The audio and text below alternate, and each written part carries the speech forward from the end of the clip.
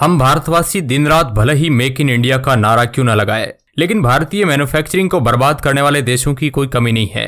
तभी तो चाइना जब डायरेक्टली अपनी चाल नहीं चल पाता है तो दूसरे देशों के जरिए हमारी मैन्युफैक्चरिंग इंडस्ट्री पर वार करने में लगा रहता है।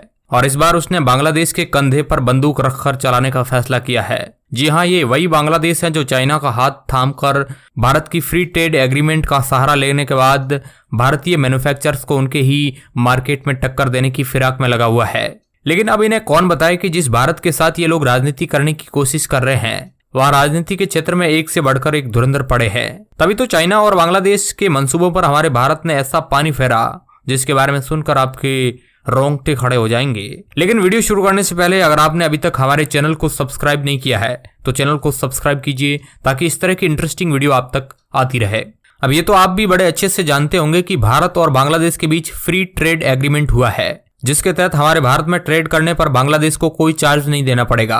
और इस चीज का फायदा उठाते हुए चाइना डायरेक्ट तो भारत में व्यापार करने आ नहीं सकता, इसलिए उसने बांग्लादेश का पल्लू पकड़कर चलने का फैसला किया है। दोस्तों, हम बात कर रहे हैं बांग्लादेश की एक ऐसी मैन्युफैक्चरिंग कंपनी की जिसने भारत के साथ साइन हुए फ्री ट्रेड एग्रीमेंट का इस्तेमाल करके भारत में एसी का एक्सपोर्ट करना शुरू कर दिया और भारतीय मैन्युफैक्चरर्स को भारत के मार्केट में कम कीमत के चलते टक्कर देने का इरादा रखती है। दरअसल गर्मियों में हर साल कई चाइनीज कंपनियां नॉन ब्रांडेड एसी दूसरे देशों के जरिए भारत में एक्सपोर्ट कर रही थी, जैसे कि बांग्लादेश, थाईलैंड, मलेशिया और वियतनाम ये वह देश है जिनके साथ भारत का फ्री ट्रेड एग्रीमेंट साइन हुआ है। दोस्तों, इन देशों से आए एसी वगैरह भारत के उन सभी एयर कंडीशन मैन्युफैक्चरिंग कंपनी को टक्कर दे रहे थे जिनका लोकल मार्केट में काफी नाम चलता है।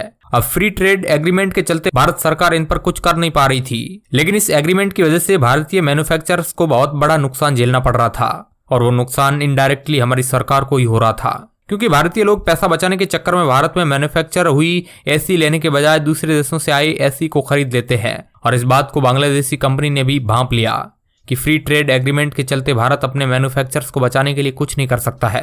और यही कारण है कि बांग्लादेशी ऐसी मैन्युफैक्चरिंग कंपनी वाल्टोन ने सप्लाई चेन स्थापित करना शुरू कर दिया, यहाँ तक कि भारत में एक ऑफिस भी ले डाला, ये सोचकर कि वो भारत में धड़ल्ले से अपनी एसी बेचेंगे। हालांकि पिछले साल तो महामारी के चलते उनका इतना ज्यादा बिजनेस नहीं चल पाया, लेकिन इस बार फिर से इस कंपनी ने भारत में अपने पैर जमाने की सोच रखी थी। असल में दोस्तों, बांग्लादेश की ये वाल्टोन कंपनी के साथ साथ जितने भी दूसरे देशों की कंपनी है वो अधिकतर अपने फ्रिज और एसी वगैरह के रॉ मटेरियल चाइना से ही मंगवाती है और फिर अपने देश में असेंबल करती है। साफ शब्दों में कहा जाए तो इनडायरेक्टली चाइना का यह पूरा माल वियतनाम, थाईलैंड और बांग्लादेश जैसे देशों के जरिए भारत में लाया जा रहा था और कई सालों से ये चाइना की यह चाल कामयाब होती रही। अब बहती हुई गंगा में बांग्लादेश ने भी हाथ धोने शुरू कर दिए थे।